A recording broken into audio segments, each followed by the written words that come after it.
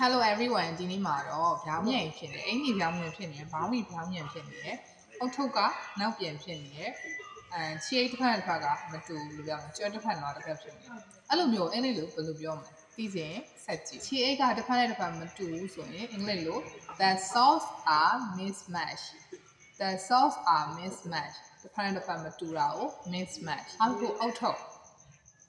the cap is backwards The cap is backwards အုတ်ထုပ်ကနောက်ပြန်နောက်ထပ်တစ်ခု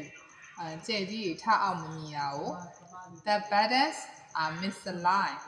The buttons are misaligned ကျဲကြီးထအောင်မြင်ဆိုတော့ The buttons are misaligned နောက်တစ်ခုကော်လန်ထောင်နေရဆိုရင် The collar is pop open ကော်လန်ထောင်နေရ The collar is pop open ကော်လန်ထောင်နေတယ်တစ်စိတ်ကြီးထွက်နေကွာအင်းကြီးတစ်စိတ်ထွက်နေဆိုရင် The tag is sticking out The tag is sticking out တစ်စိတ်ထွက်နေအခု That jeans are inside out ဂျင်းပေါင်းမီပြောင်းပြန်ဖြစ်နေတယ် That jeans are inside out ဂျင်းပေါင်းမီပြောင်းပြန်ဖြစ်နေတယ်ဆိုတည်သွားပြီဟောခုလိုမျိုးဗီဒီယိုလေးတင်ပြအကျိုးရှိမယ်လို့ထင်ပါတယ် So thank you follow for me bye